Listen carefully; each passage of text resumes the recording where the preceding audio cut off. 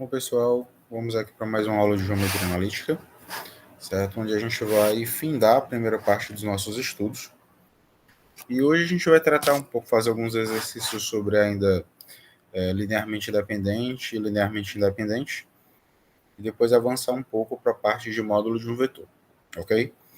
Então vamos aqui fazer o nosso exercício de número 43, que é o seguinte: prove que U não é combinação linear de V e W. Então, a gente já viu um exercício equivalente a ele, que a gente usava a definição de combinação linear. A gente disse que U é uma combinação linear de V e W quando existem números reais α1 e α2, tal que o U ele seja um certo α1V mais α1W, ok?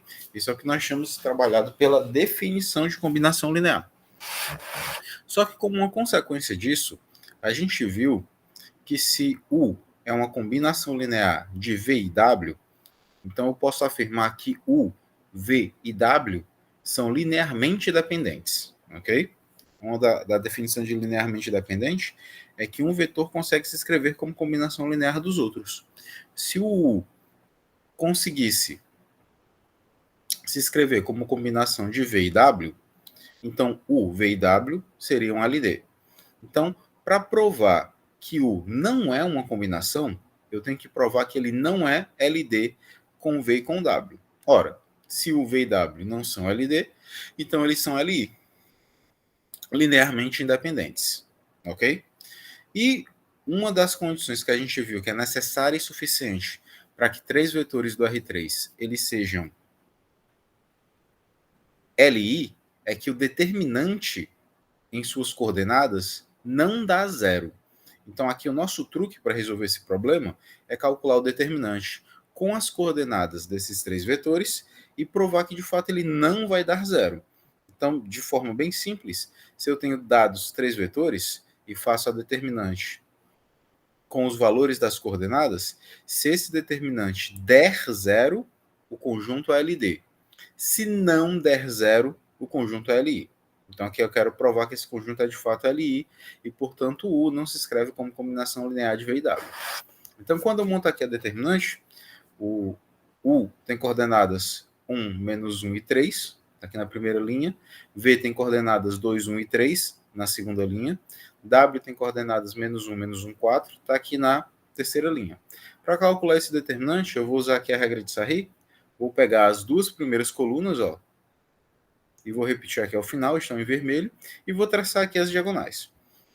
E aí vou fazendo aquele velho procedimento que a gente costuma fazer lá no ensino no médio calculando determinantes, né?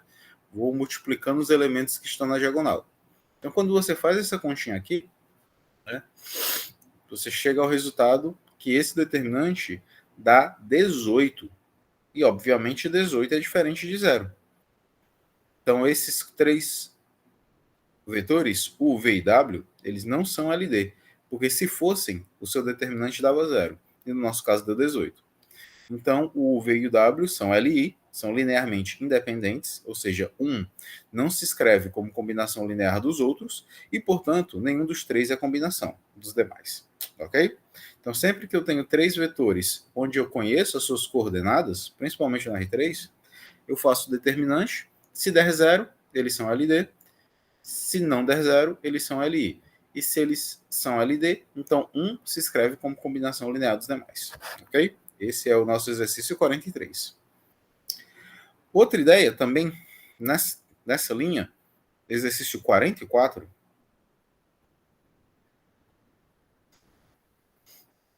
é determine M pertencente aos reais para que U, V e W sejam LD. Como a gente acabou de ver, se o V e o W são vetores LD, então o determinante provocado pelas suas coordenadas tem que necessariamente dar zero. Então, novamente, se três camaradas são LD, determinante de suas coordenadas dá zero. Se os três camaradas forem LI, o determinante de suas coordenadas dá diferente de zero. Ok? Então, eu vou pegar aqui as coordenadas de U, V e W, que são vetores do R3, né? Tem três coordenadas cada. Vou executar o seu determinante e o resultado obtido vou igualar a zero. Então, vou encontrar uma equação em M para que eu possa resolver e então descobrir o valor de M. Vamos lá. Então, aplicando novamente o nosso algoritmo. Então aqui, ó, coordenadas do vetor U, coordenadas do vetor D, V, coordenadas do vetor W. Ao invés de colocar as coordenadas do vetor, ao invés de colocar na linha, né, na horizontal, se tivesse colocado na coluna, na vertical, teria algum problema para mim? Na prática, não, porque o determinante ele é invariante pela transposta.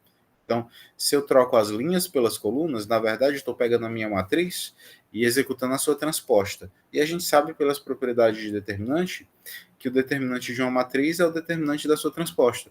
Então, independente que você coloque os elementos na horizontal ou na vertical, ao final você vai chegar à mesma conclusão.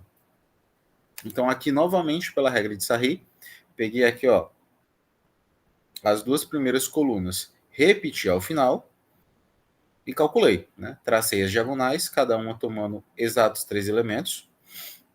Fiz as contas aqui, ó, com todos os detalhes, para que depois vocês observem. Façam essas contas com carinho, não deixem passar, para não errar em sinal, nem em algebrismo, nem nada do tipo. E aí, se você fizer todo esse contaral aqui que eu fiz, você vai chegar nessa equação de segundo grau. 3m ao quadrado mais 8m mais 1. Se você resolve isso daqui, eu até resolvi aqui por Bhaskara, já que é comum que vocês o utilizem, né? Então você encontra como resultado, né, essas raízes aqui, esses possíveis dois valores para m. Menos 4 mais raiz de 3 sobre 2, menos 4 mais 3 raiz de 2 sobre 3 é uma solução, e o outro menos 4 menos raiz de 3, 3 raiz de 2 sobre 3. Ok? Então essa é a nossa solução. Então, ó, falei em LD, determinante das coordenadas, dá zero. Falei em LI, determinante das coordenadas, não dá zero. Isso quando você tem 3 vetores e já conhece as suas coordenadas.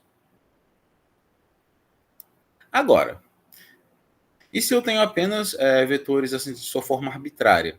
Então, por exemplo, esse nosso problema 45, a gente já fez uns equivalentes a ele na aula 4, mas só para a gente retomar a ideia. Então, prove que se U, V e W são LI, então U mais V mais W, U menos V e 3V também é um conjunto LI. Então, dado a independência desse conjunto, eu quero provar que esse outro conjunto, também formado por elementos do primeiro, só que aqui em operação, né? Eu tenho uma soma dos três, aqui eu tenho uma diferença entre dois quaisquer, e aqui eu tenho o triplo de um dado, que esse conjunto, com essa configuração, também é independente. Então, a primeira coisa que a gente tem que entender é que dependência e independência linear tem a ver com a combinação linear desses sujeitos, não necessariamente com o comportamento das suas coordenadas. Quando eu lhe dou coordenadas, isso só facilita a sua vida, porque você pode fazer o uso do determinante para definir se os caras são LD ou se são LI. Nesse caso, eu já estou lhe dizendo que U, V e W são LI. E aí eu quero que, com base nisso, você prove que aquele outro conjunto também o será. Então vamos lá. A prova disso se dá da seguinte forma. Como o V e o W são LI, então uma combinação linear dos mesmos que gera o vetor nulo, se somente se todos os escalares também forem nulos. Daqui é uma ótima definição, né? Não chega a ser uma definição para LI, mas é uma consequência interessante que normalmente você parte dela para concluir outros fatos. Então, se eu tenho U, V e W, LI, então uma combinação linear deles dá o vetor nulo, se somente se todos os escalares também forem nulos. Traduzindo em linguagem simbólica, é isso daqui. Imagine uma combinação linear de U, V e W. Pelo que a gente sabe, combinação linear entre vetores, você executa assim, né? Alfa 1, U, que é o primeiro vetor, alfa 2, V, que é o segundo vetor, alfa 3, W, que é o terceiro vetor, e se essa combinação linear ela der o vetor nulo, isso só ocorrerá se todos os alfas forem zero. Ou seja, tanto o alfa 1, que é quem vem com U, tanto o alfa 2, que vem com V, como o alfa 3, que vem com W, isso só dá o vetor nulo se somente se todos forem zero. Ok? Então, é bom esse tipo de ideia sobre a LI, porque é a partir dele que você resolve muitos outros casos. Então eu sei que sempre que o U, o V e o W derem o vetor nulo, é porque o alfa 1, o alfa 2 e o alfa 3 tem que dar zero. Ou seja, sempre que eu tiver uma combinação linear entre U, V e W, e essa combinação linear der nula, é porque todos os coeficientes também devem ser zero, também devem se anular. Só que o que eu quero aqui é estudar a dependência ou independência desse conjunto. Se é esse conjunto que eu vou atacar, o que é que eu vou fazer? Eu vou pegar, vou fazer uma combinação linear deles na origem. Eu esqueci até de colocar a setinha aqui, por favor, coloquem depois, tá bom? A setinha de vetor aqui. Então, vou fazer uma combinação linear deles e vou ver quanto é que dá o alfa, o beta e o alfa 1, o beta 1, beta 2 e beta 3. Se esses três camaradas derem zero, vai dar LI. Se um deles não der zero, vai dar LD. Ok? Então vamos lá, vamos pegar o primeiro vetor, U, V, W. Então o beta 1, U mais V mais W, o beta 2, U menos V, e o beta 3, 3V, na ordem que aparece aqui no conjunto, inclusive. Então eu tomei uma combinação linear deles, isso daqui vai dar zero. Bom, fazendo as contas, gente, ó, distribui o beta 1 aqui para dentro, distribui o beta 2 para cá, distribui o beta 3 para cá, ok? Dá essa expressão aqui. E aqui você vê que eu tenho, por exemplo, beta 1U, bem aqui eu tenho beta 2U, ou seja, eu posso colocar o vetor U aqui em evidência. Aqui eu tenho beta 1V, aqui eu tenho menos beta 2V, e aqui eu tenho 3 beta 3V, então posso colocar o V em evidência. E o W, ele só está com beta 1, então ele fica aqui. Então, novamente, ó, eu tenho aqui uma combinação linear, né, mais arrumada, onde U, V e W estão em evidência agora, e não seus escalares. Por que é importante? Eu pegar a expressão, distribuir e depois, de certa forma, organizar, onde parece que foi uma nova distributiva que apareceu. Só que aqui o sentido foi colocar U, V e W em evidência, né? U, V e W em destaque. Mas por que eu faço isso? Porque se U, V e W são os vetores de um conjunto LI, então todos os caras que vêm na frente dele tem que dar zero. Observe, aqui é uma combinação linear que tem o U, que tem o V e que tem o W. E cada um deles tem seus coeficientes, né? Tem seus camaradas aqui na frente. Se esse conjunto aqui, por hipótese, formado pelo U, pelo V e pelo W, ele é um conjunto LI, significa que cada um desses camaradas que se encontra aqui na frente desses vetores tem que necessariamente ser zero. Então esse cara que está na frente do U, que é o beta 1 mais beta 2, ele tem que ser zero. O cara que está aqui na frente do V, que é beta 1 menos beta 2 mais 3 beta 3, tem que dar zero. E esse cara que está na frente do W, que é o beta 1, também tem que dar zero.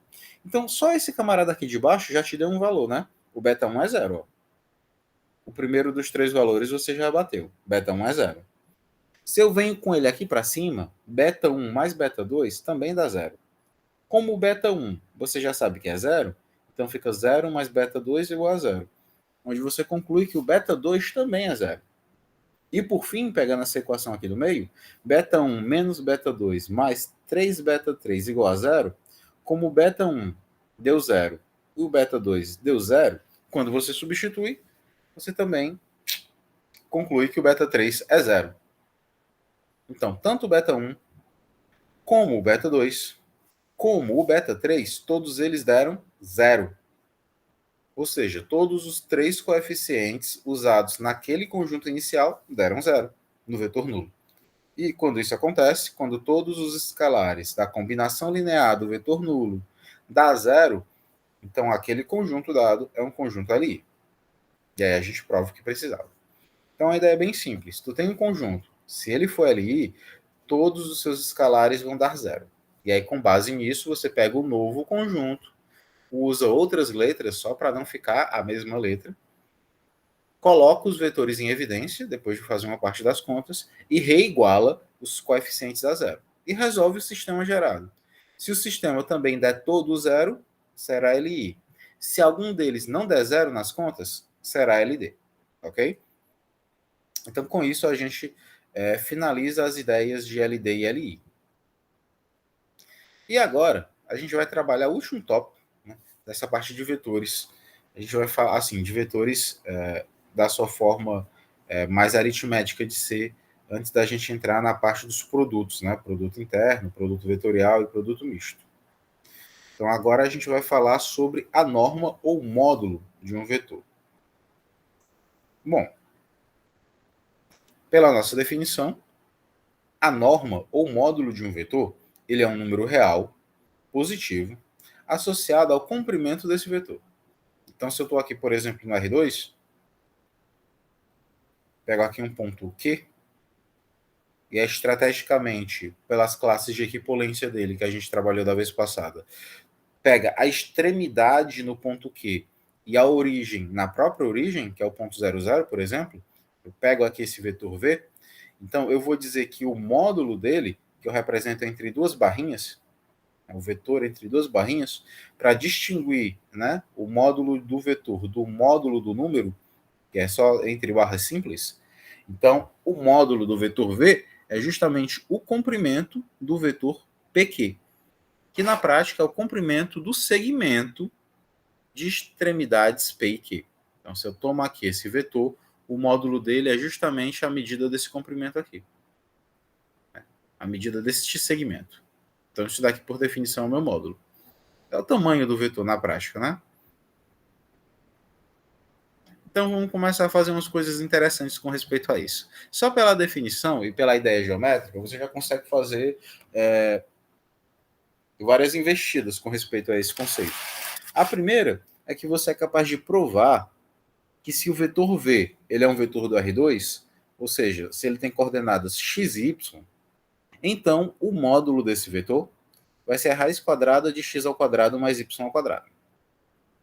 Então, dado um vetor de duas coordenadas, para calcular o seu módulo, basta eu aplicar a raiz quadrada da soma dos quadrados das coordenadas. Então, isso é o módulo.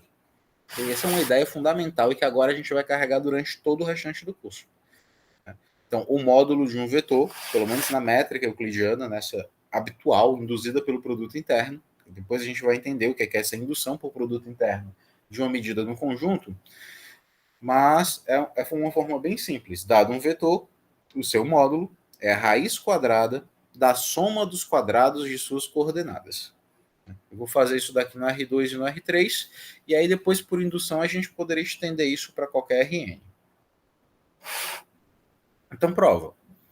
Novamente, pela aquela ideia de classe de equipolência, eu posso pegar um ponto Q, que tem coordenadas x e y, a princípio as mesmas coordenadas do vetor dado, vou pegar estrategicamente a origem do meu segmento, do meu vetor, na origem do sistema cartesiano, então vou escolher o ponto P de coordenada 0, 0, por uma questão de simplicidade algébrica mesmo. Aí eu vou colocar outra extremidade no ponto XY. E agora eu vou tomar o vetor PQ, para ser o meu vetor V. Ó, então a gente sabe que o vetor PQ, aritmeticamente, ele pode ser estipulado por Q menos P, em coordenadas, correto? Q menos P. O Q é dado, XY. O P eu escolhi estrategicamente, vai ser o ponto 0, 0. E aí, se eu faço essa conta aqui, xy menos 0, 0, vai dar o próprio xy, que é justamente as coisas que são justamente as coordenadas do vetor V. Agora, eu vou me até ao seguinte, pessoal. Isso daqui vai ser o meu módulo. Esse comprimento vai ser o meu módulo. E se eu tomar apenas esse triângulo aqui, ó, esse triângulo aqui formado inferiormente, então, esse lado dele vai ser o comprimento do vetor. Essa base do triângulo ela vai ter comprimento x, porque fica aqui na horizontal, ó. E essa altura, tá na vertical, vai ser o comprimento do y. Né? É como se eu estivesse olhando só que pelo outro lado, assim, né? Então aqui eu tenho um triângulo, que ele é retângulo. Observem que aqui é um ângulo de 90 graus, cuja hipotenusa, que é o que está oposto ao ângulo de 90, é o comprimento do vetor, né? É o seu módulo. E os catetos aqui são x e y. Então, se eu aplico o teorema de Pitágoras nesse triângulo retângulo, onde o teorema de Pitágoras diz que o quadrado da hipotenusa é a soma dos quadrados dos catetos, como aqui a hipotenusa é o módulo de V e os catetos são x e y, então hipotenusa ao quadrado, ou seja, o módulo de V ao quadrado, é igual a x quadrado mais y quadrado. E aí, como o módulo de V está ao quadrado, eu passo ele para o outro lado sobre a forma de raiz. Então, esse quadrado vem para cá na forma de raiz. E aí, o módulo de V vai ser a raiz quadrada de x quadrado mais y quadrado. E aí, se encerra a nossa demonstração. Então, se eu tenho um vetor no R2, um vetor em duas coordenadas, então o módulo desse vetor vai ser a raiz quadrada de x quadrado mais y quadrado. Ok? A coisa se repete no R3. Então, nesse nosso outro exercício aqui, exercício 47, prove que se V é um vetor de coordenadas x, y e z, então o módulo de V é a raiz quadrada de x quadrado mais y quadrado mais z quadrado. Ou seja, dado um vetor do R3, novamente, o módulo de um vetor é a raiz quadrada da soma dos quadrados de suas coordenadas. Então, você eleva ao quadrado cada uma das coordenadas, cada um dos três valores aqui do vetor, soma e extrai a raiz. Ok? E a demonstração é análoga, também é um teorema de Pitágoras, só que aqui você está levando para o espaço. Né? Então, aqui você toma aqui o R3, coloca o vetor na origem, isso daqui você sempre pode fazer, devido àquelas classes de equipolência lhe permitirem. Traça um vetor, que ele sai da origem para o ponto x, y, z. E aí, nesse caso, se vocês observarem, esse vetor ele acaba batendo na diagonal do cubo. Então, lembra que quando a gente foi trabalhar no R3, eu sempre primeiro fazia um cubo para que a gente conseguisse trabalhar de forma, entre aspas, limitada no cubo, e aí depois você pegava e fazia esse cubo se expandir, de forma que ele abraçasse todo o espaço, né? Que ele conseguisse se dilatar e sair tomando todo o R3. E aqui é a mesma coisa, eu vou resolver o problema no cubo, que eu direcionalmente já sei andar nele. Observe que quando a nossa primeira aula sobre operações com vetores, a gente trabalhou operações dentro do cubo para a gente poder ter uma liberdade para andar no espaço.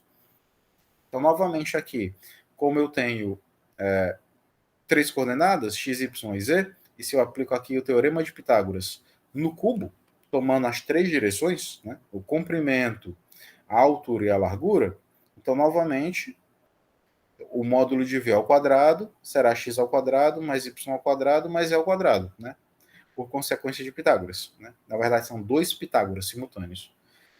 Aqui, bastaria que, se você não tivesse essa visão espacial, bastaria você lembrar lá do ensino médio que a diagonal, né, nesse daqui não é um cubo propriamente dito, isso é um paralelepípedo, né, que é um cubo de medidas diferentes, apesar de ser o contrário, né, o cubo, que é um paralelepípedo de medidas iguais, mas se você imaginar que as medidas distintas para esse paralelepípedo, a diagonal do cubo é a soma dos quadrados das coordenadas, a soma dos quadrados das medidas, comprimento, altura e largura, né? A raiz quadrada da soma dos quadrados das medidas. Então acaba dando a mesma coisa.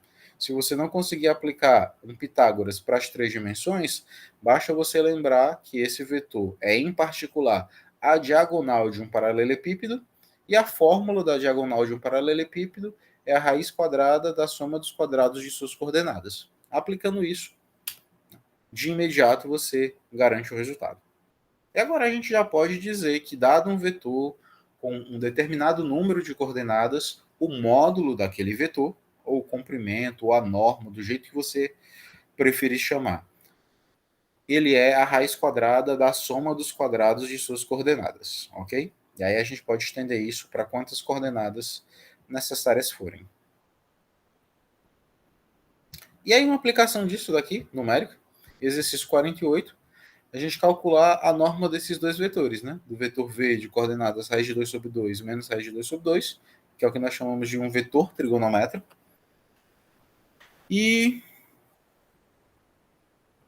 esse camarada aqui, que está no R3, né? Um vetor de coordenadas 3, 4 e 12. Bom, e aí não tem mistério. Se eu quero calcular o módulo de um vetor, é a raiz quadrada da soma dos quadrados de suas coordenadas. Ou seja, você pega cada camarada, eleva ao quadrado, soma e depois tira a raiz. Então, se eu pego aqui, ó, no item A, raiz de 2 sobre 2 menos raiz de 2 sobre 2, e quando eu substituo na expressão, raiz de 2 sobre 2 ao quadrado, mais menos raiz de 2 sobre 2 ao quadrado, fazendo as continhas, né? Dá 2 quartos em um, 2 quartos no outro, 2 quartos com 2 quartos dá 4 quartos, 4 dividido por 4 é 1, e a raiz quadrada de 1 é 1. Portanto, esse vetor aqui é um vetor unitário, né? O módulo dele é 1. Fica até um exercício interessante para vocês pensarem, é o seguinte: se eu pego um vetor cujas coordenadas são cosseno de x e seno de x, esse vetor ele sempre será unitário. Então, se eu tenho um vetor cujas coordenadas são seno e cosseno, esse vetor ele sempre será unitário. Um exercício aí para vocês. Provar que isso é sempre verdade. Ok.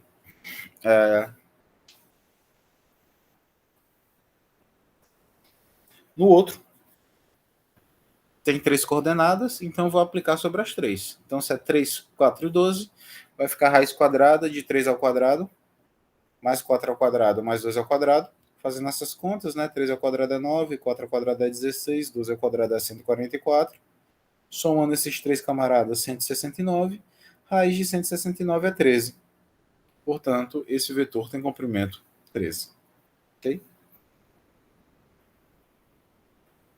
Agora, alguns resultados mais emblemáticos com respeito à norma de um vetor. Bom, prove que se V tem coordenadas x e y, um vetor da R2, então seu módulo é sempre maior ou igual a zero. Eu estou colocando aqui vetores na R2, mas isso vale para o R3 e para qualquer outro R espaço, né? Para qualquer outra quantidade de coordenadas. Eu estou fazendo um R2 só por base, mas aí por indução você pode estender para qualquer conjunto maior. Então vamos lá. Eu quero provar que o módulo de um vetor é sempre maior ou igual a zero. Ok. Eu sei que o módulo de um vetor ele é a raiz quadrada de x quadrado mais y quadrado. Isso eu provei em um dos exercícios anteriores. E uma coisa que a gente sempre aprende na nossa vida lá da educação básica, na nossa vida matemática pregressa, anterior, é que se o x e o y eles forem números reais, então sempre que eu pegar cada um deles e elevar ao quadrado, isso dá sempre maior ou igual a zero. Ou seja, todo número real, se eu elevo ao quadrado, na verdade, se eu elevo a um expoente par, né? Pode ser ao quadrado, pode ser a quarta, pode ser a sexta, pode ser a décima. Qualquer potência par de um número real dá sempre positivo, né? Dá sempre maior ou igual a zero. Então, x ao quadrado é sempre maior ou igual a zero, e o y ao quadrado também é maior ou igual a zero. E se eu pego x ao quadrado e somo com y ao quadrado, que é o que eu fiz aqui, ó, isso também vai dar maior ou igual a zero. Porque se esses números são positivos, a soma deles também dá positiva. E aí, se eu extraio a raiz quadrada de um número positivo, o resultado, obviamente, também será positivo. Então, se eu tenho x quadrado mais y ao quadrado maior ou igual a zero, e eu extraio a raiz quadrada dessa expressão, né? A raiz quadrada de zero é zero, e aqui vai ficar a raiz quadrada de x quadrado mais y quadrado. Portanto, a raiz quadrada de x ao quadrado mais y ao quadrado dá maior ou igual a zero. E a gente sabe que a raiz quadrada de x ao quadrado mais y ao quadrado é o vetor, é a norma do vetor.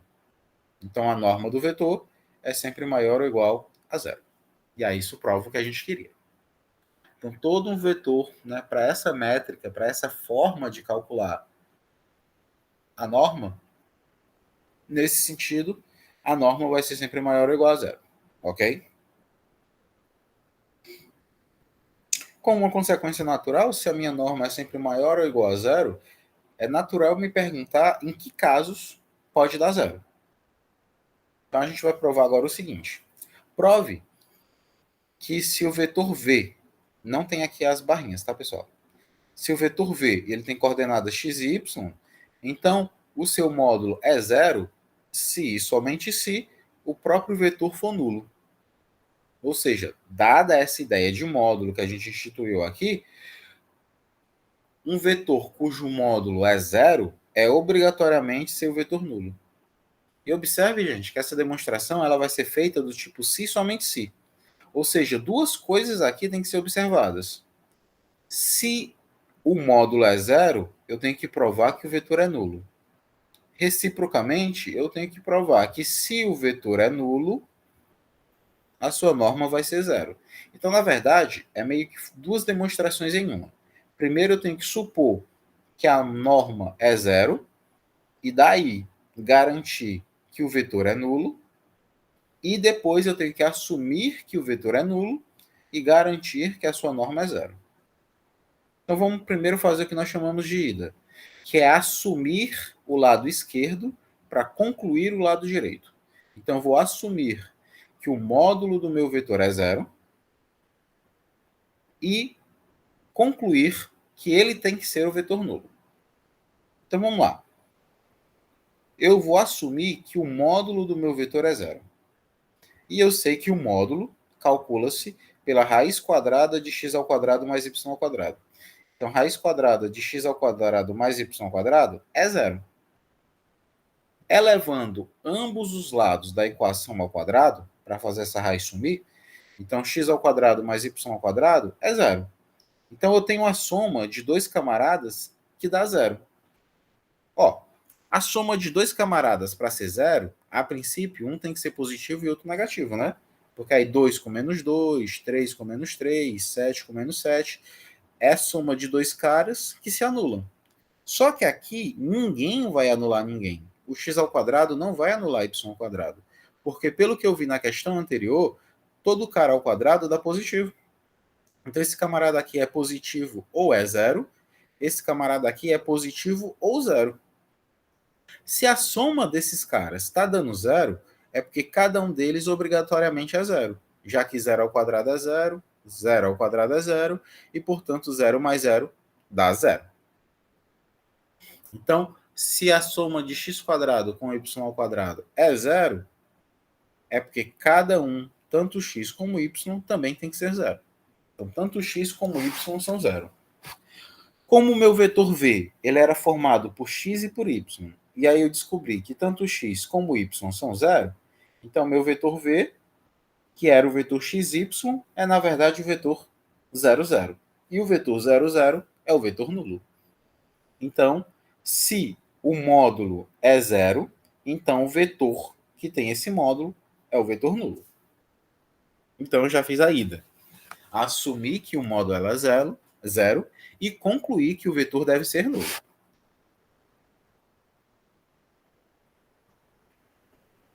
Agora vamos fazer a volta. A volta é o que a gente chama de trivial ou imediata, né? É muito fácil, é óbvio. A gente não precisa nem se preocupar tanto com respeito a ela. Eu tenho que supor que o vetor é nulo e concluir que o seu módulo é zero. Ora, gente, se o vetor é nulo, ele só é formado por zeros.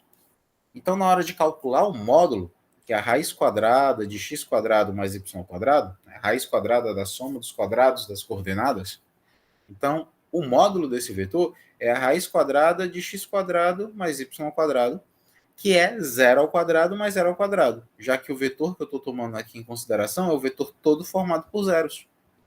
Então, 0 ao quadrado é 0, 0 ao quadrado é 0, 0 mais 0 é 0, e a raiz de 0 é 0. Portanto, se o vetor é nulo, o seu módulo é 0. Então, com isso, eu encerro a demonstração. Então, fiz a demonstração do tipo se somente se.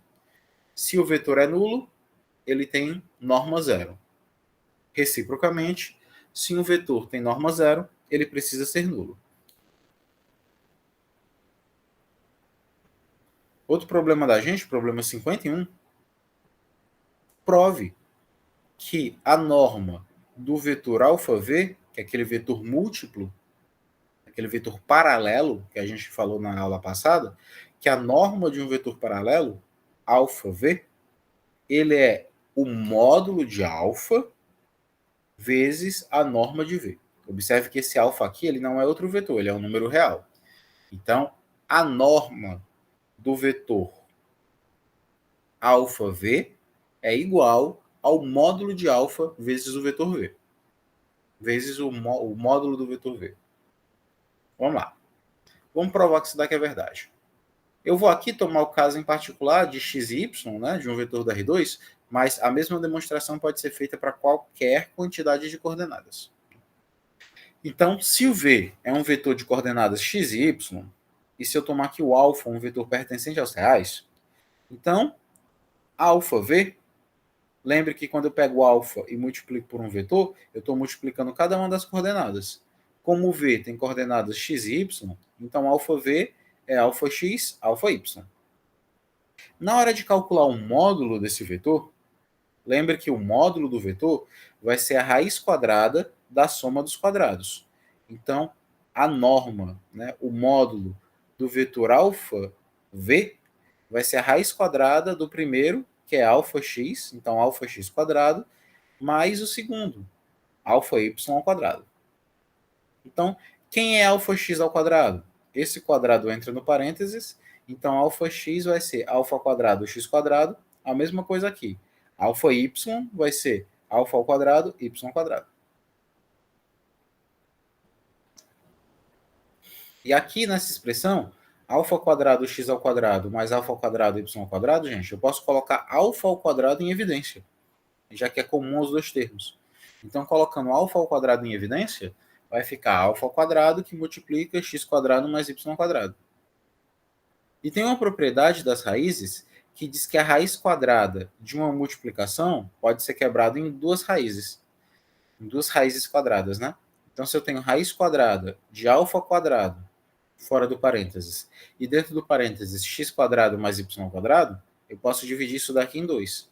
Uma raiz para o alfa ao quadrado e outra raiz para o que está no parênteses, que é x quadrado mais y ao quadrado. Ok? Odécio, quem é a raiz quadrada de x quadrado mais y ao quadrado? Não aprendi que era só cortar a raiz com a potência? Agora você tem que ter cuidado, pessoal, que lá em matemática elementar, vocês viram que, por definição, raiz quadrada de alguma coisa ao quadrado não é só cortar. Raiz quadrada de alfa ao quadrado, por definição, é o módulo de alfa. Lembrem lá de matemática elementar? Ok? Que a raiz quadrada de x quadrado era, por definição, módulo de x. Então, se eu tenho aqui a raiz quadrada de alfa ao quadrado, isso daqui vai ser o módulo de alfa. E aqui, quem é raiz quadrada de x quadrado mais y ao quadrado? Pelo que a gente viu anteriormente, isso é a norma do vetor V. Então, concluo aqui que o módulo de alfa V é o módulo de alfa como número vezes a norma do vetor V. Tudo bem? Então, quando eu quero calcular a norma de um múltiplo, eu pego o módulo do número vezes a norma do vetor. Exercício 52, um bem simples. Prove que o módulo de V é igual ao módulo de menos V. Ou seja, que se eu tenho um vetor e eu tenho o seu oposto, eles têm o mesmo módulo.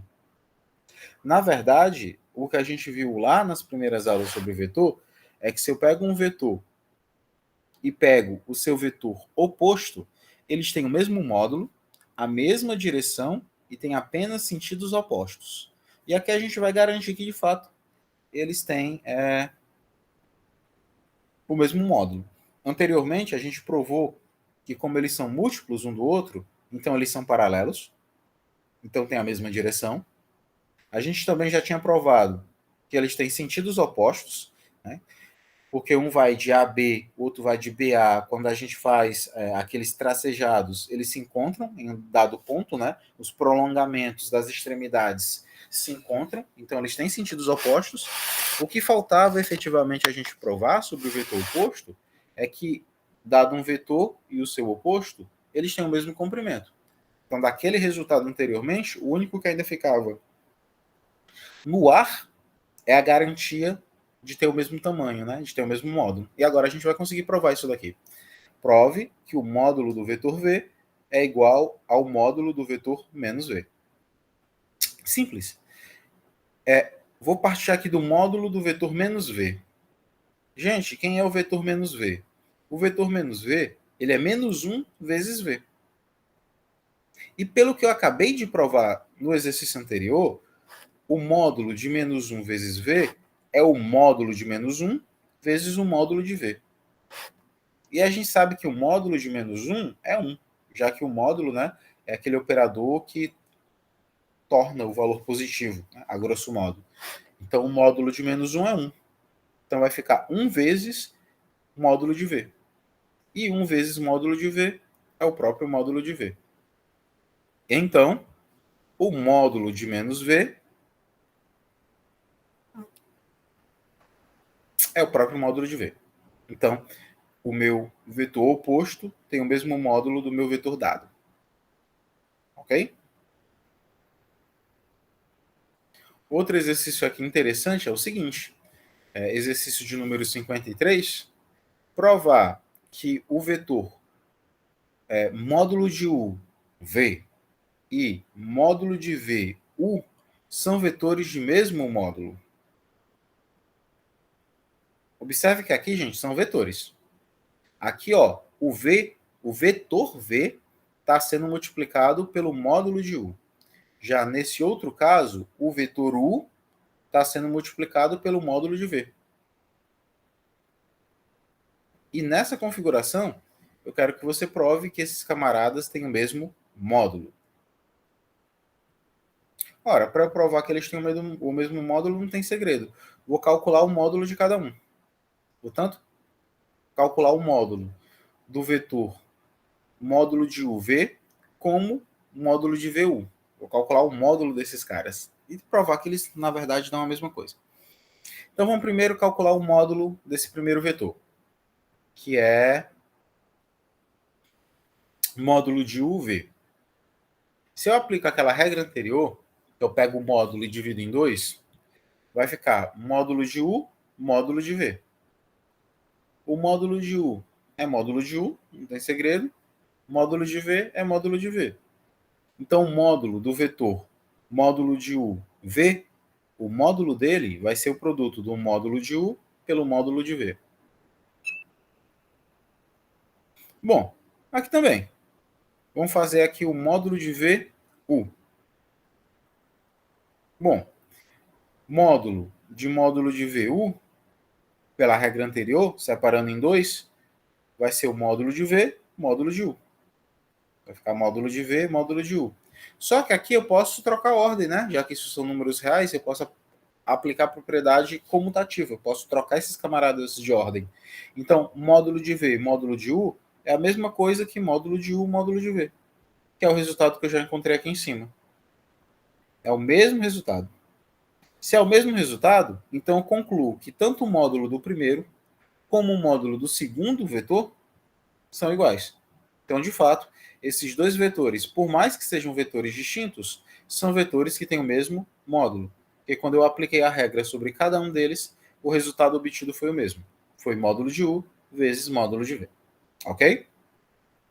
Então, com isso, a gente prova que, de fato, aqueles dois vetores, por mais que sejam distintos, eles têm o mesmo módulo.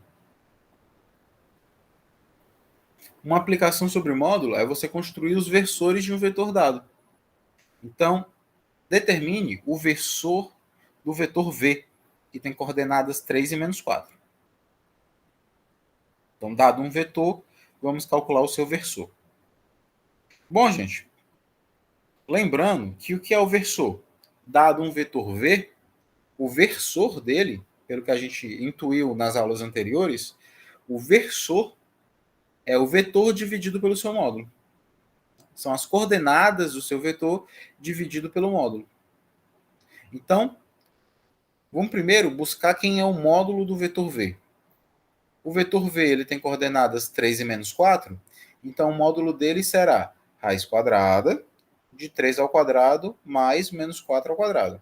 3 ao quadrado são 9, 4 ao quadrado são 16, 9 e 16 são 25, e a raiz de 25 é 5.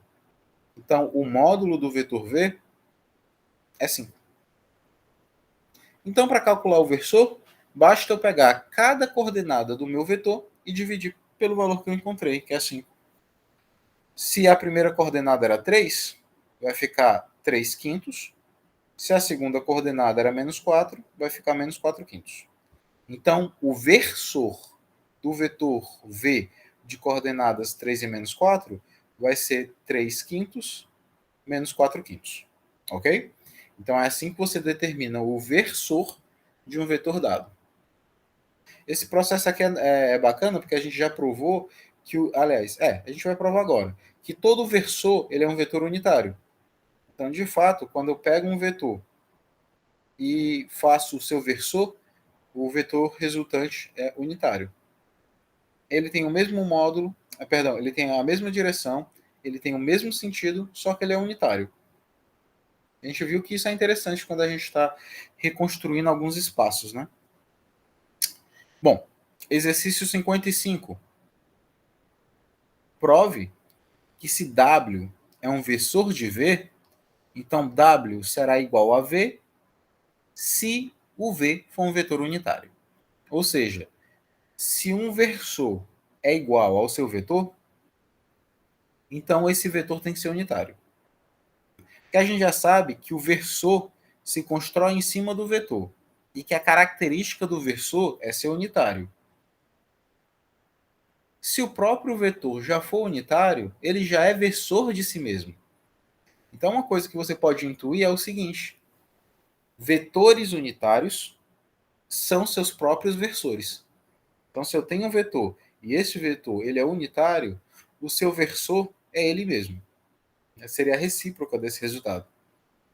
Então, por exemplo, o vetor V, que eu peguei no exemplo anterior, ele não era unitário. Quando a gente calculou o módulo, deu 5. Então, ele não é versor de si mesmo. Mas, naquele primeiro problema que a gente calculou, o módulo, aquele do raiz de 2 sobre 2 menos raiz de 2 sobre 2, quando eu calculei o módulo dele, deu 1. Então, aquele vetor é versor de si próprio. Ok? Aqueles I, J e K, que são aqueles vetores diretores que constroem o espaço R3, todos são unitários. Então, todos são versores de si mesmo. Então, versores são vetores interessantes de construir espaço. Por serem unitários, eles são versores de si próprio. Então, vamos provar que isso daqui é verdade. Como o W ele é um versor, então o W ele se escreve assim, pelo que a gente intuiu, né? Pelo que a gente definiu do versor. Então, se o W é um versor de V, então o W se escreve como V sobre a norma de V. Como o W é igual ao V, pelo que o enunciado nos traz, então esse W é V. Então a equação W igual a V sobre norma de V vai ficar assim. V igual a V sobre norma de V. Se eu aplico o módulo, se eu calculo o módulo dos dois lados, pessoal, de forma bem grosseira falando, do lado esquerdo, norma de V, vai ficar norma de V. Do outro lado, vai ficar a norma de V sobre a norma de V. Como aqui eu posso dividir em dois, né? Uma para o numerador e outro para o denominador, então em cima vai ficar norma de V e embaixo também vai ficar norma de V. Então vai ficar norma de V dividido pela norma de V. Norma de V dividido por norma de V dá 1. Porque é um número dividido por si mesmo. Ou seja, o vetor V tem norma igual a 1. Portanto, o vetor V é unitário. E aí eu provei o que eu queria. Eu queria provar que V era unitário.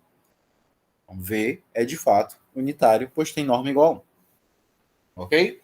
Então, novamente, o versor de um vetor unitário é ele mesmo. Vetores unitários são seus próprios versores. Ok? Prosseguindo. Determine o ponto P pertencente ao eixo OX, é assim que eu leio essa expressão? Determine o ponto P pertencente ao eixo OX, tal que P seja equidistante a AB. Ou seja, A e AB. Então, fiz aqui até um desenho, né, só para dar uma ideia do que a gente tem que fazer. Então, imagine o A e o B, e aí coloque o ponto P de um modo que ele seja equidistante. Ou seja, que a distância de A até P seja a mesma distância de P até B. Na linguagem vetorial, dizer que a distância de A até P é a mesma distância de P até B é dizer que o vetor AP tem o mesmo comprimento, né, tem o mesmo módulo do vetor PB. Então, dizer que esses segmentos têm a mesma medida é dizer que esses dois vetores têm o mesmo comprimento. Ou seja, que esses dois vetores, que é o AP e o PB, cuja soma dá AB, eles têm o mesmo comprimento, o mesmo módulo. E aí eu vou, dadas as coordenadas, eu vou ver aqui quem é o AP e o PB. Como o meu ponto P ele foi escolhido no eixo OX, então ele tem coordenadas x e 0. Então, toda vez que eu escolho um ponto nesse eixo aqui, no OX, eu posso colocar suas coordenadas como sendo 0x. Se fosse o OY, seria 0y, ok? Então, pontos no OX são do tipo 0, são do tipo x0, e no OY são do tipo 0y, ok? Isso é importante vocês saberem para na hora pegar um ponto mais adequado, né? Que faça ficar mais fácil essa expressão. Então vamos lá calcular cada camaradinho desse.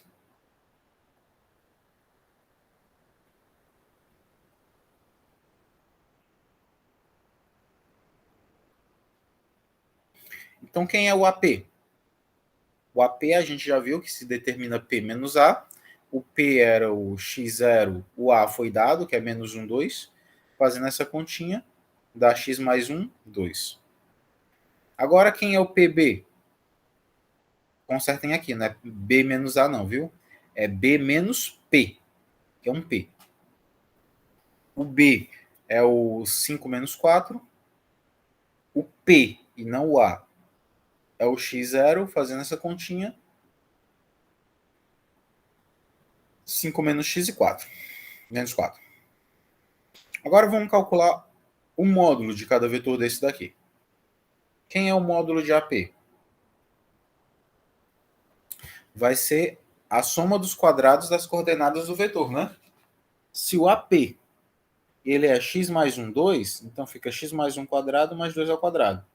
X mais 1 quadrado, pessoal, é aquele produtinho notável, né? O quadrado do primeiro, duas vezes o primeiro pelo segundo, mais o quadrado do segundo. 2 ao quadrado são 4. Fazendo essa continha dá isso. Agora, calculando o comprimento de PB, isso daqui vai dar a raiz quadrada da soma dos quadrados de suas coordenadas. Como as coordenadas aqui do PB são 5 menos x e menos 4, vai ser x menos 5 ao quadrado mais menos 4 ao quadrado. Regrinha de produto notável de novo, ó. O quadrado do primeiro menos duas vezes o primeiro pelo segundo, mais o quadrado do segundo, vai dar isso daqui.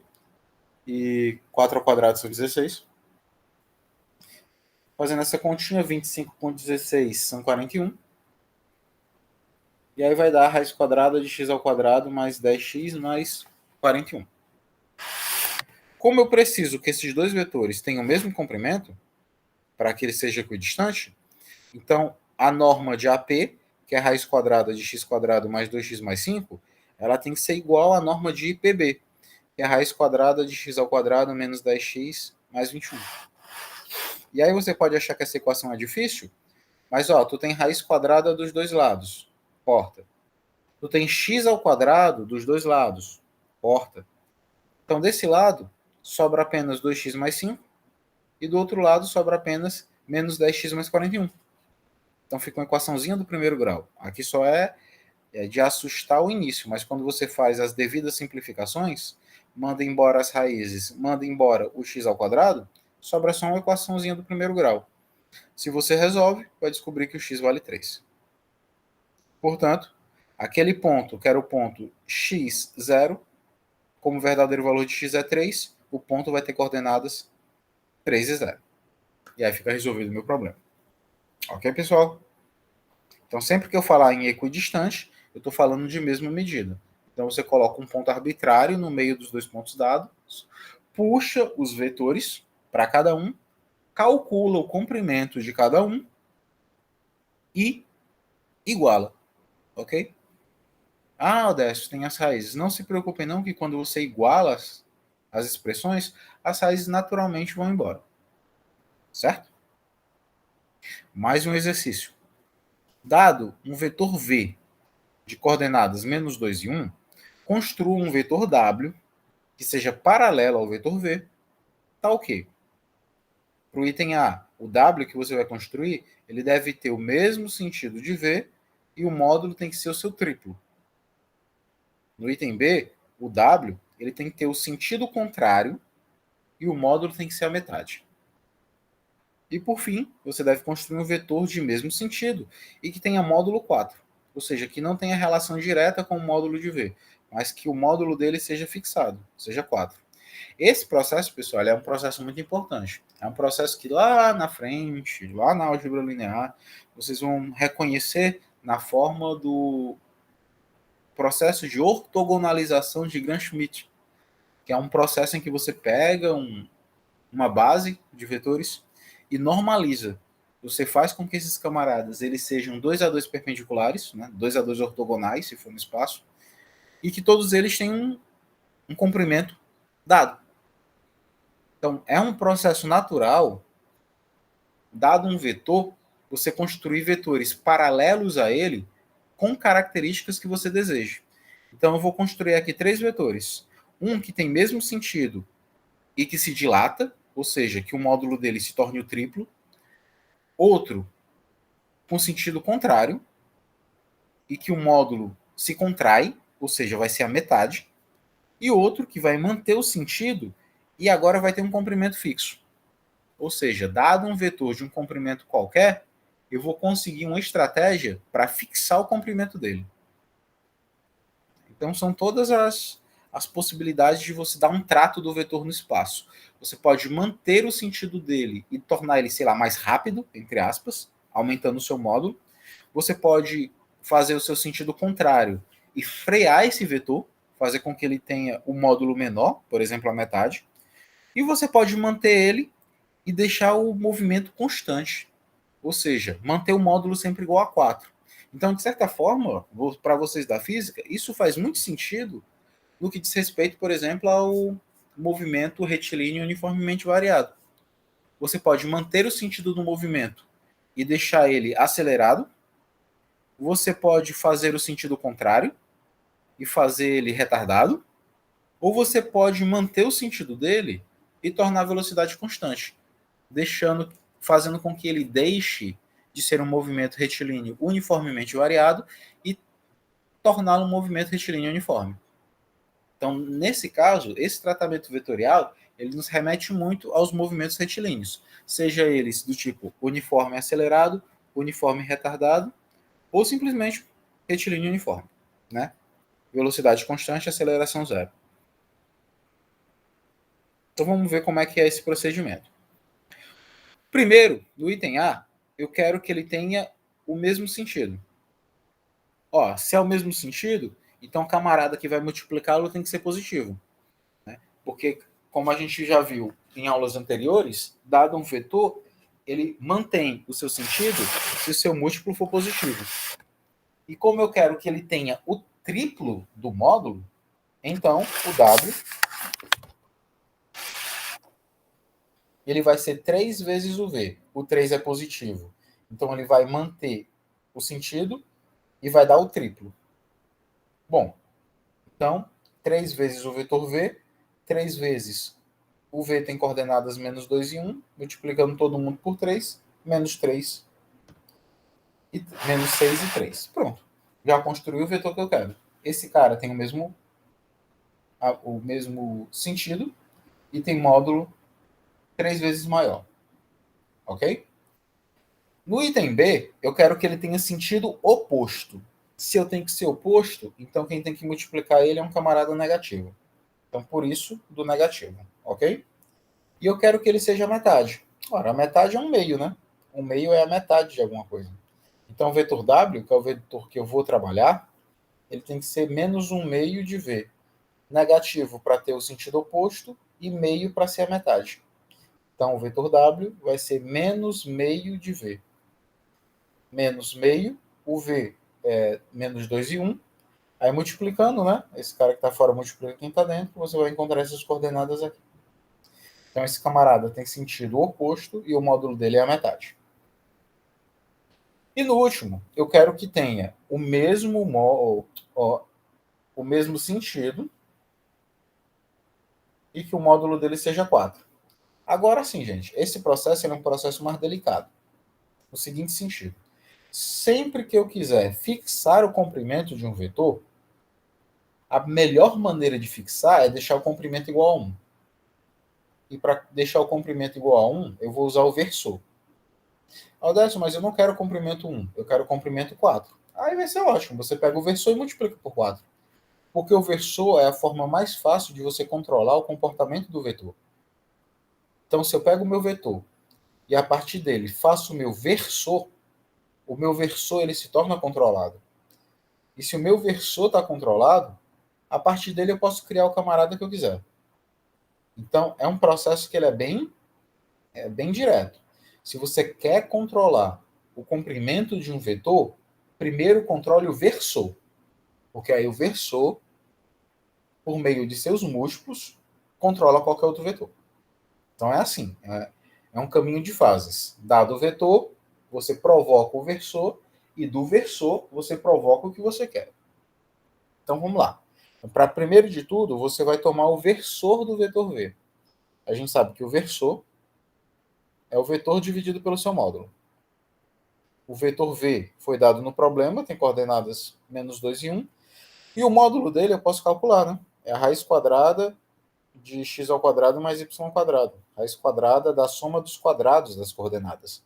Então, isso daqui é a raiz quadrada de -2 ao quadrado, que é 4. 1 ao quadrado é 1. 4 mais 1 é 5. Então, isso daqui me dá a raiz quadrada de 5. Então, eu vou pegar cada uma das coordenadas e vou dividir pela raiz de 5. Então, aqui vai dar -2 raiz de 5, né? -2 sobre raiz de 5, e aqui vai dar 1 sobre raiz de 5. Então, como esse versor ele tem módulo igual a 1, e eu não quero que ele tenha módulo 1, né, gente? Eu quero que ele tenha módulo 4, então basta que eu pegue ele e multiplique por 4. Agora sim, com base no versor, eu vou construir o vetor que eu quero.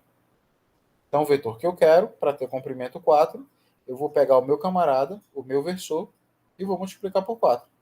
Então, eu vou pegar as coordenadas desse sujeito que eu calculei aqui em cima e vou multiplicar por 4. 4 vezes -2 dá -8, então fica -8 raiz de 5. E 1 vezes 4 dá 4, então fica 4 sobre raiz de 5. Então, este camarada é o cara que você quer. É um cara que tem o mesmo sentido de V, já que o sinal das suas coordenadas não mudou, e ele agora tem comprimento fixo igual a 4. Então, sempre que você quiser fixar o comprimento de um vetor, primeiro faça o versor e daí então multiplique pelo valor do módulo que você deseja. Ok? É assim que a gente constrói vetores de comprimentos fixos, a partir de um vetor dado.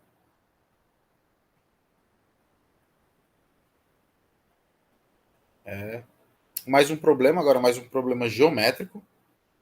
Encontre o vértice oposto ao vértice B no paralelogramo ABCD, onde o A, o B e o C são dados. Então, encontre o vértice oposto ao B. Bom, como ele me deu A, B, C, eu imagino que ele esteja procurando o vértice D para fechar o paralelogramo. Então, pelo que o problema falou, eu tenho que encontrar o vértice oposto ao D. Então, o B e o D devem ser opostos um ao outro. Então, fazendo esse desenho aqui, só para sistematizar a minha visão, estou aqui colocando o paralelogramo A, B, C e D, de sorte que realmente o B esteja oposto ao que eu estou procurando, que é o D. Então, o B e o D são opostos. Bom, gente, uma das características que a gente provou em um exercício anterior do paralelogramo é que as suas diagonais se encontram no mesmo ponto médio. Então, se eu pego aqui a diagonal AC, que perpassa o paralelogramo, e a diagonal BD, que corta no sentido oposto, elas se cruzam no mesmo ponto, que é o ponto M. Então, o M é simultaneamente ponto médio de AC, simultaneamente ponto médio de BD. Então, aqui esse ponto D, eu vou colocar em coordenadas x, y e z, de forma arbitrária. E agora eu vou usar o ponto médio.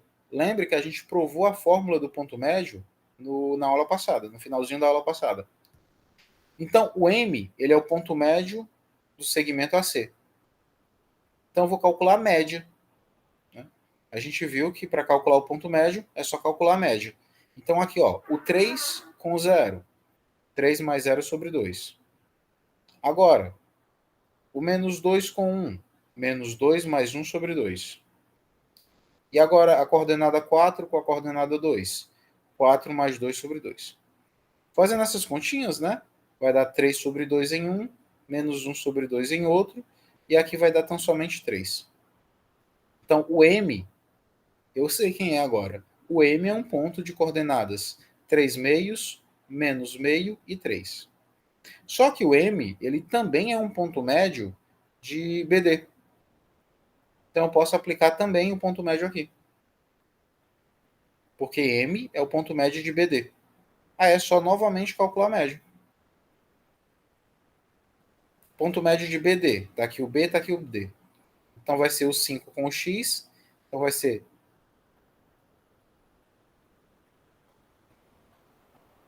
5 mais X sobre 2. O 1 com o Y. Então vai ser 1 mais Y sobre 2. E depois com o Z. Então menos 3 mais Z sobre 2. Só que essa expressão aqui eu posso igualar com a que eu encontrei antes. Por quê? Porque é tudo M. Esse M aqui que eu encontrei embaixo, ele é o médio de BD. Só que ele é o mesmo M que é médio de AC.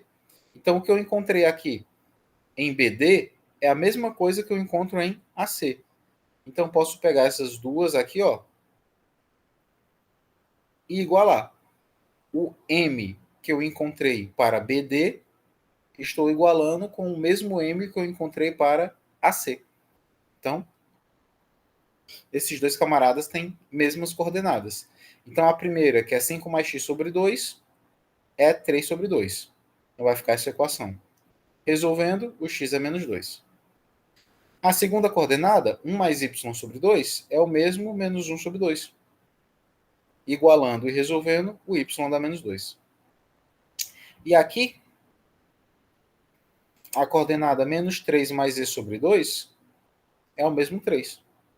Resolvendo, o z dá 9. Então, aquele ponto que eu não conhecia e que tinha coordenadas x, y e z, agora eu sei quem é. O ponto D é o quarto ponto do paralelogramo e as coordenadas dele são x, que eu descobri que vale menos 2, y, que também vale menos 2, e z, que é 9. Então, as coordenadas do ponto que faltava eram menos 2 e 9. Tudo bem, gente? Então, uma boa aplicação de ponto médio que a gente provou na aula passada, mas não tinha feito nenhum exercício. Está perto de acabar. Exercício 59. Se P pertence ao segmento AB, tal que A e B são conhecidos, determine M sobre M. Então, dado um ponto sobre um segmento, no caso sobre a reta, né? Esse ponto P, ele pertence à reta AB. Odécio, por que tu está chamando de reta? Por conta dessa simbologia aqui, né? Essa dupla seta simboliza reta. É uma reta que contém os pontos A e B. Então, o ponto P, ele pertence à reta definida pelos pontos A e B. Então, conhecidos o ponto A e B, eu quero descobrir esses MN aqui. Então, eu vou fazer aqui um desenho da reta, não da reta como um todo, porque não cabe, né? Mas de modo que eu consiga me ilustrar a ideia. Ó, A, P, B. Odécio, quem é que te dá a garantia que o P está bem no meio? Ele não está antes do A ou não está depois do B? Gente, realmente, eu não tenho essa garantia. Nenhuma, inclusive. Mas por que eu coloquei isso daqui? Só para visualmente eu ter a ideia. Mas se eu colocasse antes do A ou depois do B, ainda assim eu conseguiria encontrar os mesmos valores. Né? Então eu digo que a posição do P ela é invariante para esse problema. Independente que esse P seja anterior ao A posterior ao B ou esteja aí, onde eu prefixei entre A e B, os valores de M e N seriam sim os mesmos. Tá bom? Então você pode dizer que sem perda de generalidade, eu posso assumir o P entre A e B. Então esse termo ele é muito comum em matemática. Quando você entende que existe uma invariância de posição do problema, que o problema não se degenera, não fica viciado, não perde o sentido. Se eu conseguir mudar a posição de um elemento, então você diz que esse problema é um invariante posicional, o P é um invariante nesse sentido, e que sem perda de generalidade, eu posso assumir uma posição qualquer. É quase uma classe de equipolência. Eu só não estou trabalhando no universo de muitos vetores. Mas devido a essa invariância da posição de P sobre o segmento AB, sobre a reta AB no geral, eu posso assumir a posição do P onde eu achar mais agradável. Então eu estou assumindo aqui a minha agradabilidade de P aqui. Porque quando eu faço isso, eu posso observar que esse vetor AB, que lá na frente nós vamos chamá-lo de vetor diretor da reta, esse vetor AB, ele é paralelo a AP. Ah, Odécio, por que paralelo? O AP não era para estar em cima, não aqui, ó. Paralelo, não é isso? Lembre que quando a gente estudou vetores paralelos, a gente viu que vetor paralelo tem duas concepções. Eles são paralelos nesse sentido, do paralelo convencional, um em cima do outro, ou se eles forem colineares, ou seja, se eles estiverem sobre uma mesma reta. Então, vetores paralelos podem ser vetores que estão sobre uma mesma reta, que é esse nosso caso. Então, quando eu digo que AB ele é um vetor paralelo ao AP, não é paralelo no sentido de eles estarem passando um por cima do outro, e sim no sentido que eles são vetores que estão sobre a mesma reta, ou seja, que os pontos A, P e B são colineares, ou seja, eles estão alinhados. Tudo bem? Então, esse conceito de paralelismo é bom ficar bem fixado na cabeça de vocês. O paralelismo não é apenas o não encontro, né, o um em cima do outro, né, o andar de casalzinho. O paralelismo também pode ser observado como uma condição prévia de alinhamento. Então, se eles estão sobre a mesma reta, esses vetores podem ser também chamados paralelos. Com base nisso, então o AB é paralelo ao AP. Então vamos pegar esses caras aqui. Quem é o AB? B menos A. As coordenadas de B eu tenho, as coordenadas de A também são do problema. Fazendo essa continha, esse é o vetor AB. Quem é o vetor AP? O vetor AP, eu consigo fazer P menos A. O P, o problema me deu, por mais que tenha o M e o N aqui que eu não saiba quem são. O A também, fazendo essa continha, dá isso daqui, em função do M e do N, que obviamente é o que eu preciso calcular. E aí uma sacada que a gente trabalhou pouco, mas é importante, a gente provou que era verdade, mas pouco usou. É que se dois vetores são paralelos, as suas coordenadas são proporcionais. Então, se eu tenho dois vetores que são paralelos, então o x de um dividido pelo x do outro dá o y de um dividido pelo y do outro, o z de um dividido pelo z do outro. Foi isso que eu fiz. 4, que é o valor de x aqui no AP, sobre o menos 2, que é lá no AB. O m mais 2 sobre o menos 1. E o n menos 4 sobre o menos 3. Então, o que eu fiz foi essa proporção. Isso daqui é uma condição de paralelismo. Se dois vetores são paralelos, então as suas coordenadas são proporcionais. Então, x de um dividido pelo x do outro, y de um pelo y do outro, z de um dividido pelo z do outro. Sempre que dois camaradas forem paralelos, as suas coordenadas são proporcionais. E aí é só a gente fazer as continhas, ó. Como isso daqui é uma tripla equação, né? Então, primeiro eu vou pegar aqui, ó, esse começo, menos 4 sobre menos 2 igual a m mais 2 sobre menos 1. Pego esses dois e resolvo. Descubro que o m é menos 4. Agora pego a primeira com a última, ou seja, pego as pontas da equação, menos 4 sobre menos 2 igual a n menos 4 sobre menos 3. Também resolvo e descubro que o n é menos 2. Como a questão me pediu m dividido por n, Então vai ser o m, que é menos 2 sobre, que é menos 4, o n, que é menos 2, menos com menos é mais, 4 dividido por 2 é 2. Portanto, m dividido por n é 2. Então essa questão aqui é legal, gente. Aí eu peço muita atenção, cuidado e carinho com ela, porque ela tem duas ideias muito bacanas. A ideia de paralelismo,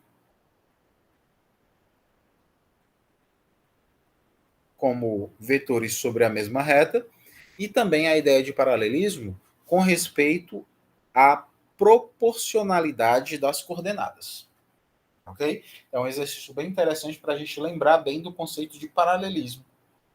Dois vetores são paralelos também quando se encontram sobre a mesma reta, ou seja, quando seus pontos são colineares, e vetores paralelos têm coordenadas proporcionais. Então, x de um para o x do outro, y de um para o y do outro, z de um para z do outro. Ok? Prosseguindo. Próximo problema. Problema 60. Dados A, B e C, vértices de um triângulo, determine o comprimento da mediana relativa ao lado AB. Ele me dá 3 pontos. Esses 3 pontos são considerados vértices de um triângulo. E a partir disso, eu quero que você calcule o comprimento da mediana relativa. Bom, esquematizei aqui o desenho só para ilustrar a nossa ideia. E, pessoal, o que é uma mediana? A mediana ela é um segmento que parte de um dos vértices e chega no ponto médio do outro lado. Então, se eu quero a mediana relativa ao lado AB, então ela não vai sair nem do A nem do B. Ela vai sair do outro vértice, que é o vértice C. Então, a mediana ela vai ser esse segmento aqui. Ó. Vai sair do ponto C e vai incidir sobre o ponto M. E o ponto M é o ponto médio de AB. Então, mediana é aquele segmento, é o que nós chamamos lá na geometria plana de seviana. Então, a mediana é uma seviana que divide o lado em segmentos proporcionais.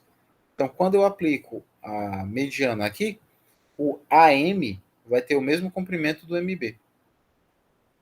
Então, isso daqui é só para fixar bem na cabeça de vocês o que é uma mediana. A mediana vai ser justamente esse segmento aqui, essa seviana, que vai partir o lado AB em 2 pedaços de mesma medida.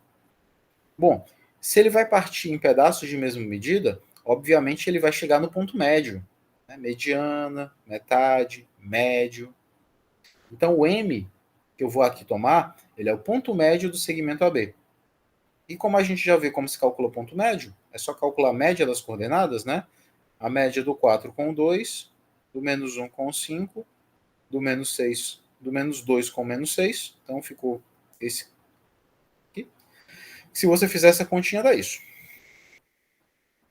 Agora, vamos descobrir o valor desse tamanho aqui, do CM. Ele pede a medida desse comprimento, né? Bom, primeiro eu vou ver quem é o CM como vetor. CM, eu posso pegar M menos C, né, perdão, C menos M. O C foi dado, tem essas coordenadas.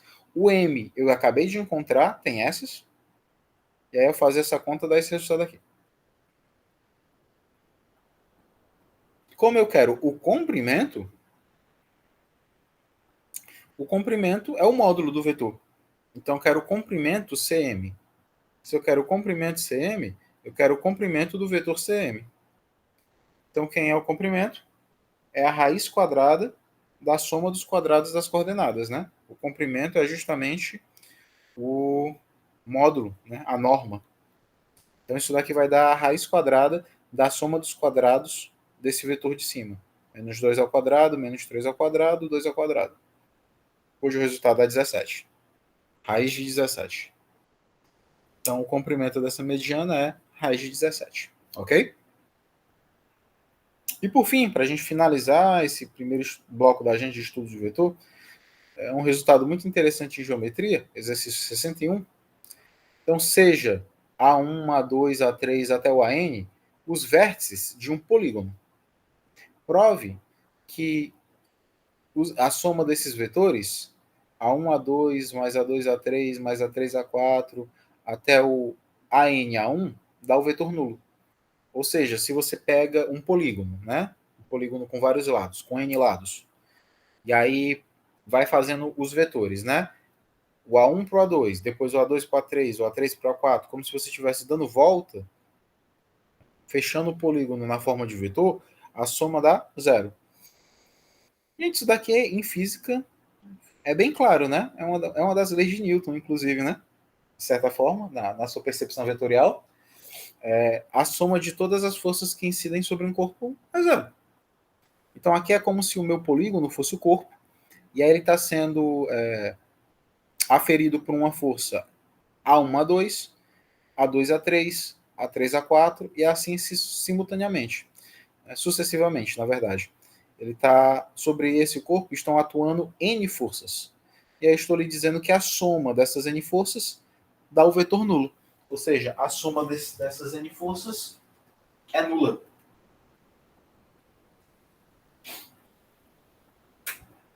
Ou seja, a soma vetorial de todas as forças que atuam sobre esse corpo é zero. Fisicamente faz todo sentido do mundo, né? E isso não é difícil de provar. Ora, vamos fazer por pedaços. Se eu pego esses dois primeiros camaradas aqui, ó, A1, A2 mais A2, A3, isso dá o vetor A1, A3, correto?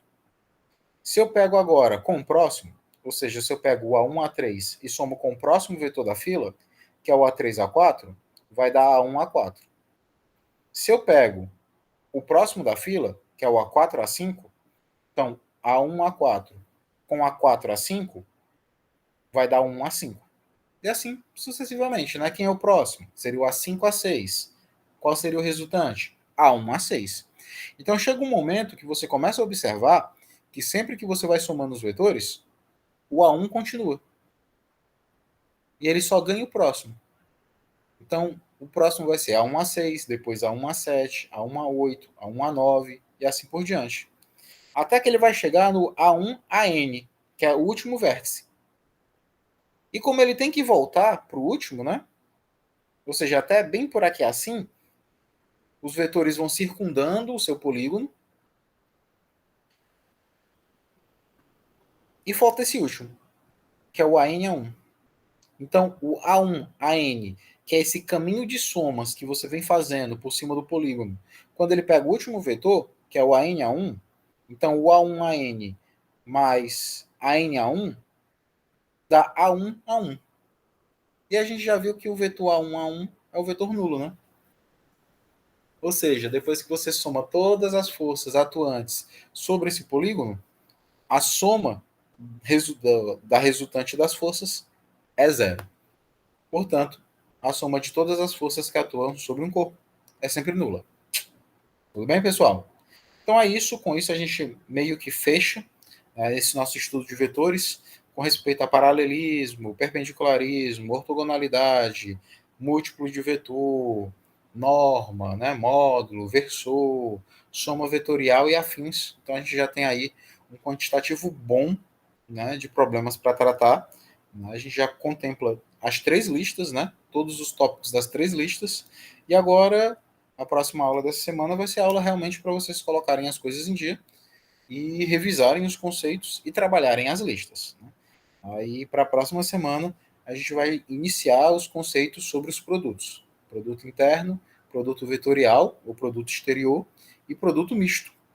E daí, então, dá outras concepções a esses comportamentos de vetor, né? Mas, por enquanto, revisem esses assuntos e trabalhem os exercícios, principalmente os exercícios da lista, ok? Então é isso, pessoal. Abraço a todos e bons estudos.